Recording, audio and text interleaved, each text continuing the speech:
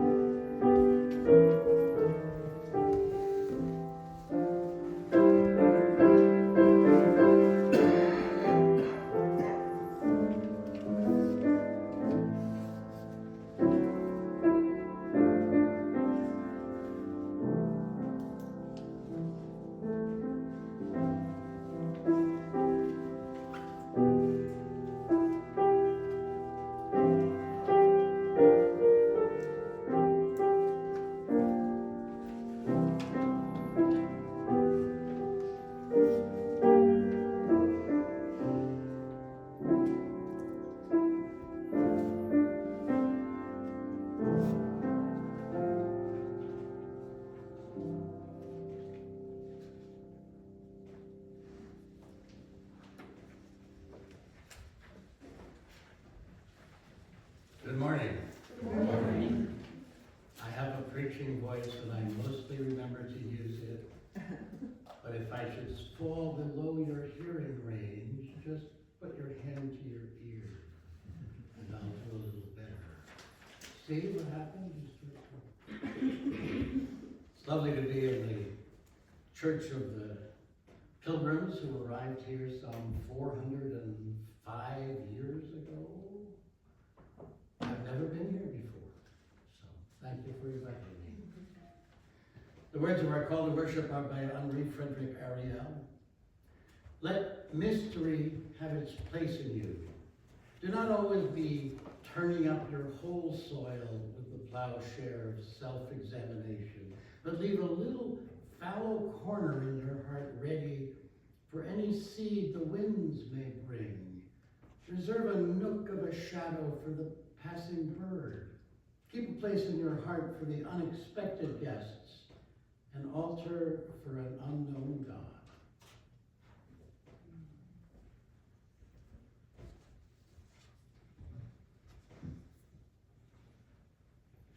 Time for our text slide.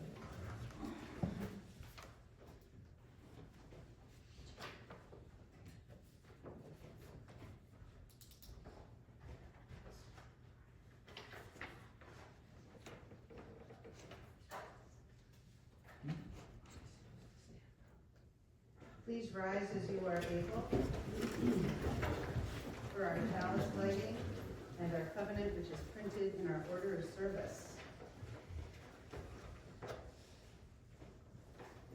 Love is the spirit of this church, and service is law.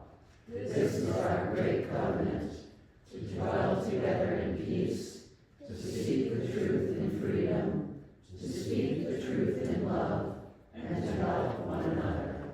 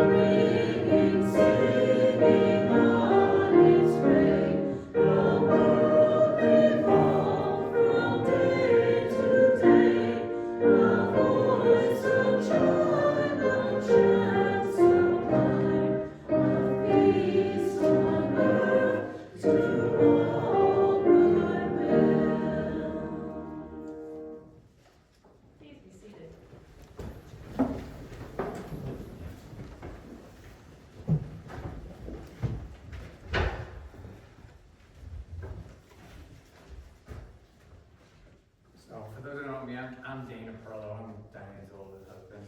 So tonight is the first night of Hanukkah. So I was asked to light the menorah. So I'm gonna light the menorah. It's a little cheating because it's early. But as we light it today, like I came in, it was a couple of years ago, I gave a little talk about Hanukkah. But I think the light really represents lightness and the darkness that's out there. It represents hope. And with the darkness, that there is hope out there. So part of it, as I light it, maybe we could think about, in Australia, there's 11 people who were killed. I don't know if you heard of Bondi Beach doing a Hanukkah service. And closer to home, there was Brown University. So as we light it, maybe it'll be a good time to think about the hope that's still out there, hopefully, in times of darkness.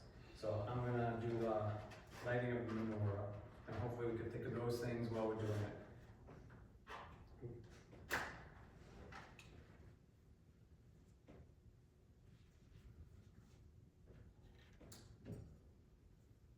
Baruch atah Adonai Eloheinu melech haolam asher kiddushanu b'mitzvoto v'tzivanu l'chadek ner shel Hanukkah.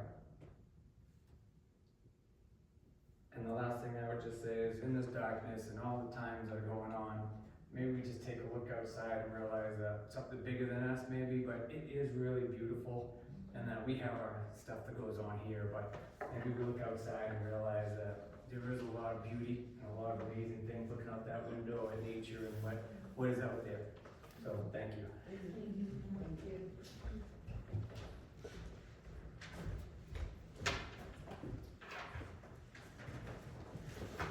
Hello, I'm Deb Keller-Wood, the Director of Spiritual Development. My pronouns are she, her, and hers. And today, for the Time for All Ages, I'm going to talk about when I grew up, what things we did. We started out spending Christmas every year, first at my mom's house, then at my dad's house, then at my grandparents' house, then back home to actually open our presents and play with them. But it was okay because it was all about family. And we always had an Advent that we lit, and the candles were so special. Then my dad remarried. He remarried a Jewish woman who brought a whole new set of rituals and holidays with her. And so we started celebrating Hanukkah, and it had candles. And at first it was great because it meant presents each night. Sounds great.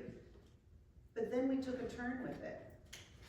They had to be presents of things we could do, or things we could say, or things we could make to love each other. And then we started transferring that thought to Christmas.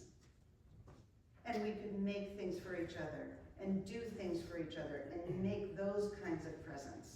And so our holidays started to kind of come together in a new way. And then there was this new holiday, Kwanzaa, that I knew nothing about. And I learned about it. As a teacher, it's kind of my job to learn stuff a lot. And I really loved what that represented. And it had candles again. And then we had Kwanzaa here. And Marcus and his family talked about Kwanzaa and how they celebrate it and what it means to them. And we talked about how that could be incorporated with all of these other holidays. The one thing that always stands out to me is it's all about candles and light and joy. And so you think about, we light a chalice every week. And we look at that flame and we feel the joy it brings us, and what a beautiful thought about hope and looking out at nature. When there's heavy stuff, how do we keep that hope? How do we keep that light in our hearts? Taking time to think about that is a gift we give ourselves, and we don't necessarily give it to ourselves enough. So hopefully today at some point you can find a candle to light and a moment to sit and think about what it means to you during all of these wonderful holidays.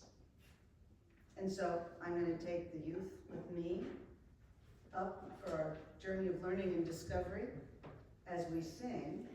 This little light of mine, I'm gonna let it shine. This little light of mine, I'm gonna let it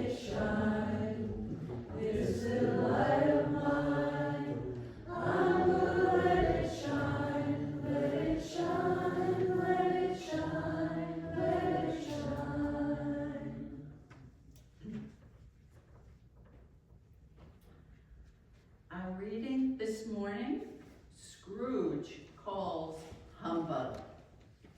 There are times, I suspect, when many of us at this season might secretly like to imitate at least the feelings, if not the words and deeds, of one Ebenezer Scrooge. You know the story well, of course, as told by the eminent Unitarian theologian of Christmas, Charles Dickens, in A Christmas Carol.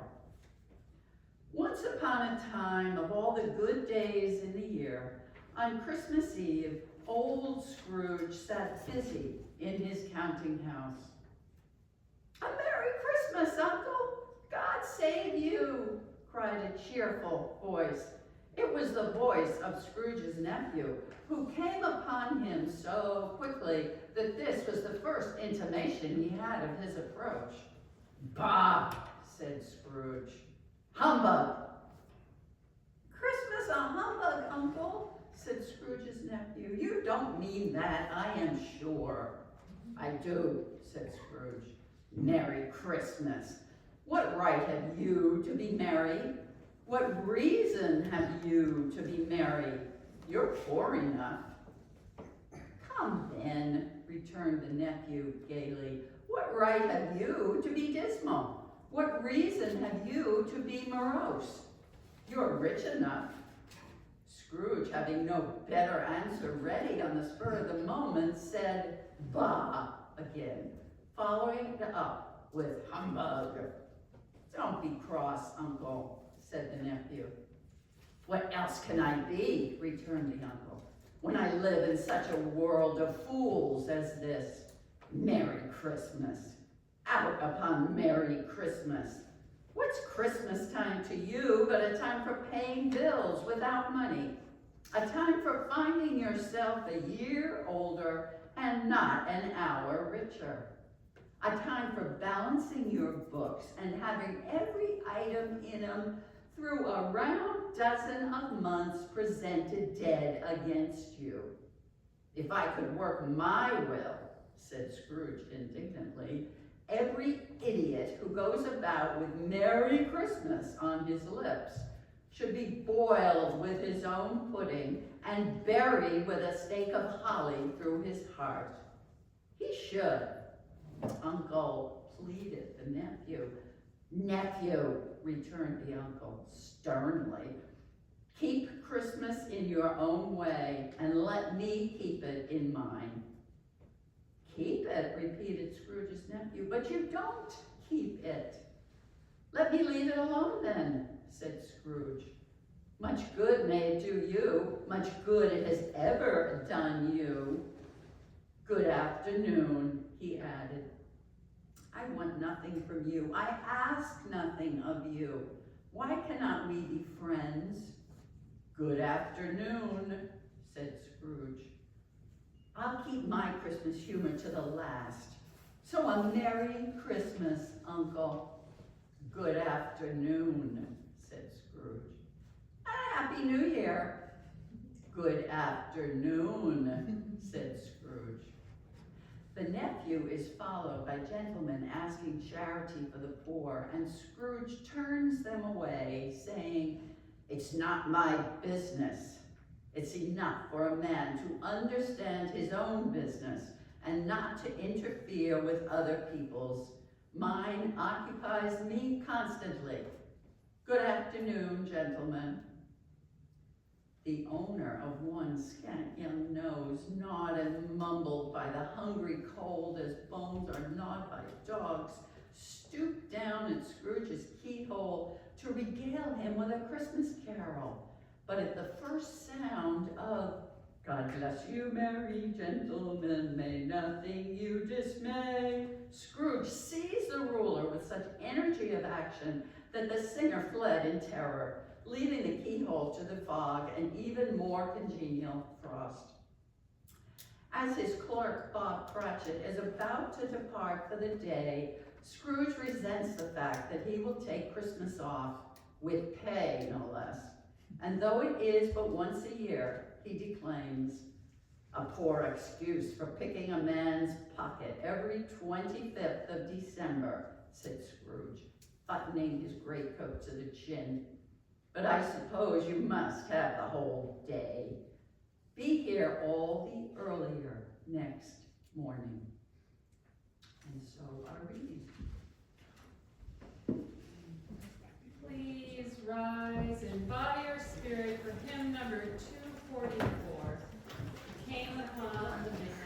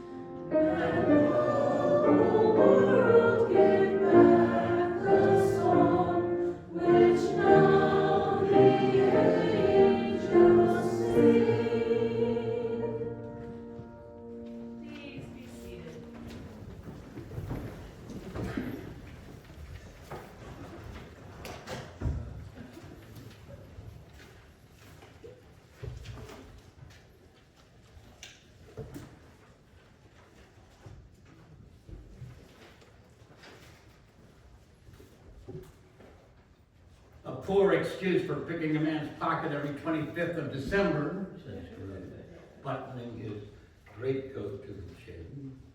But I suppose you must have the whole day. Be here all the earlier next morning.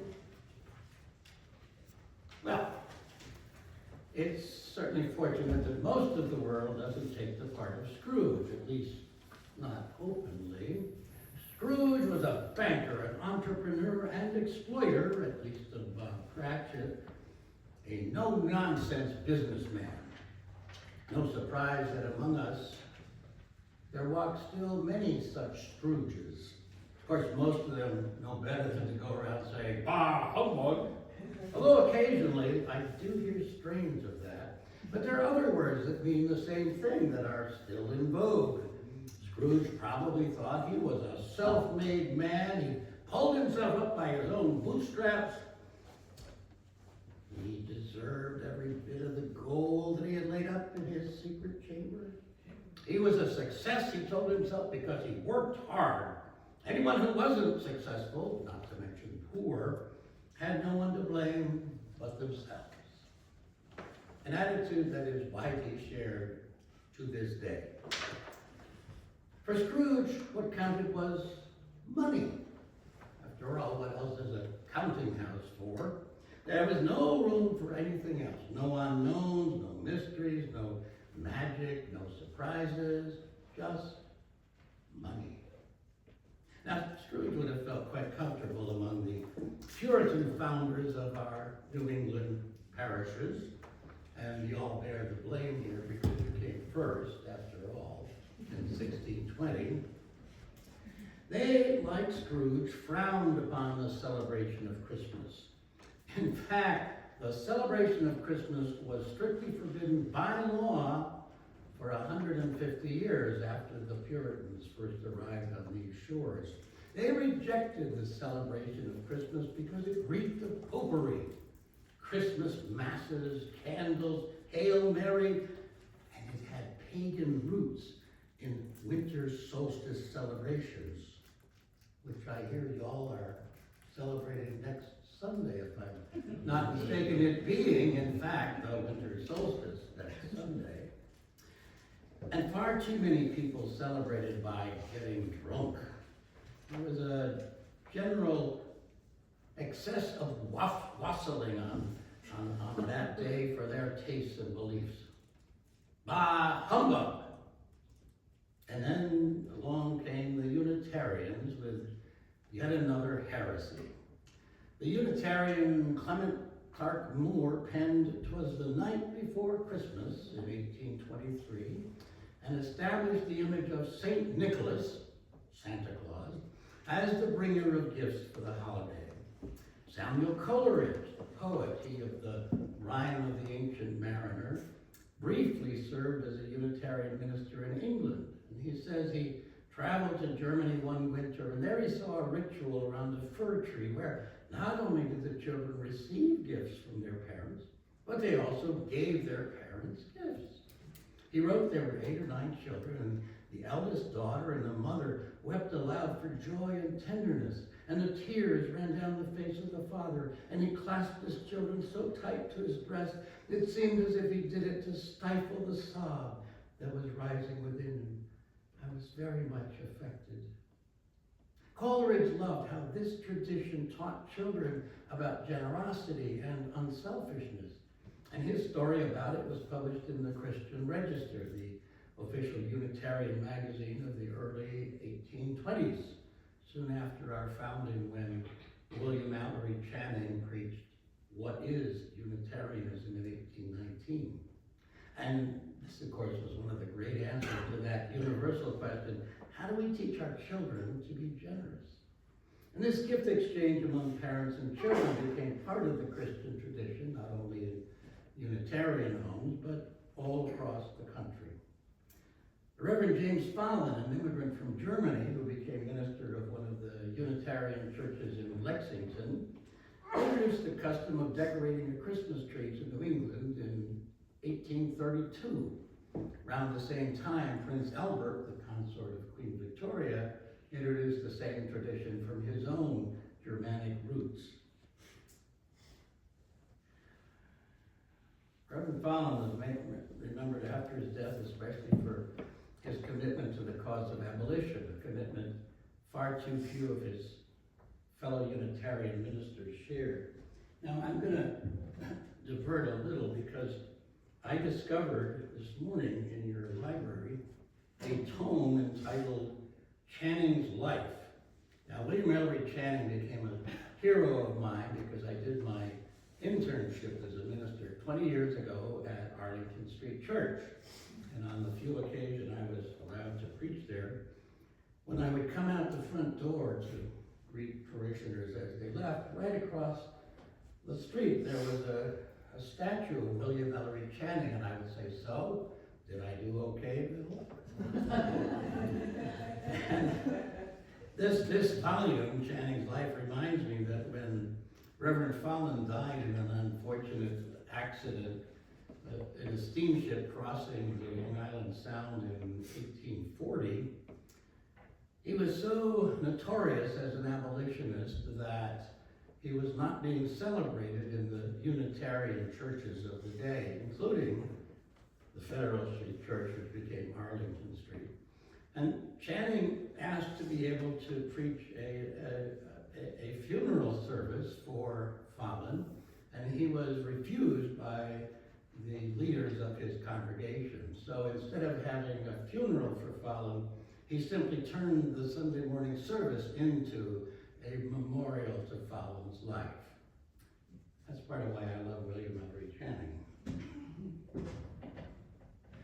And then, of course, there was Charles Dickens, the English Unitarian who penned A Christmas Carol in 1843.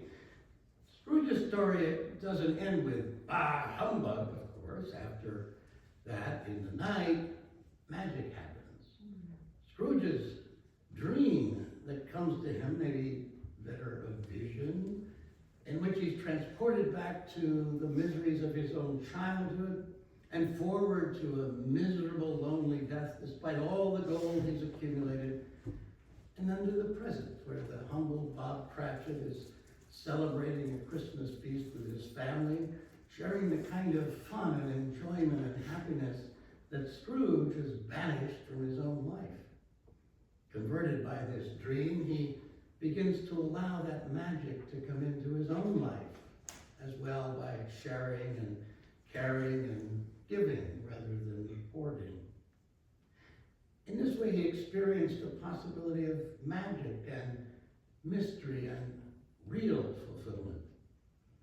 The vision and its fulfillment came to him unbidden in the midst of his truly impoverished life of bah humbug. And in this way, he reconnected with the spirit of the child in each of us, the spirit of magic and the possibility of precious relationships far more valuable than money. One of my colleagues tells a story of how one of their children sees a star of particular brightness and in her excitement tries to show it to her parents. Look, look, but they're all preoccupied with grown-up things, paying bills, planning menus, finishing sermons, and brush her off. Finally, she gets in their faces and says, "You be glad on that star."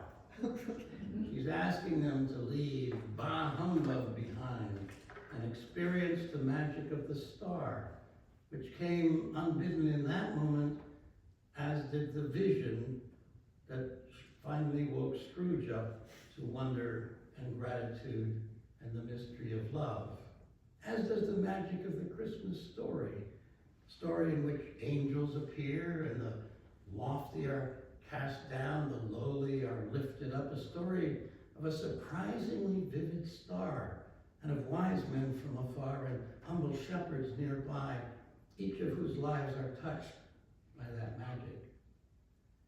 Stars, dreams, angels, these are the things of which the Christmas story and its celebration remind us. So in this season, see if you can't recover a little bit of the magic and mystery you might have experienced as a child. The simple expectancy not just of gifts, but of shared love expressed in feasting and sharing and singing. See if you can't hear the bell that the hero of the Polar Express receives from Santa Claus on Christmas morning. Our Puritan forebears derided the pagan roots of the celebration of Christmas, but we can embrace them, finding that the primal fear evoked by the coming of winter darkness can be overcome by celebration and joy in the company of others. You be glad on that star. Mary Oliver, in her Christmas poem, The World I Live In, refuse to live locked in the orderly house of reasons and proofs. The world I live in and believe in is wider than that. And anyway, what's wrong with maybe? You wouldn't believe what once or twice I've seen. I'll just tell you this. Only if there are angels in your head will you ever possibly see one.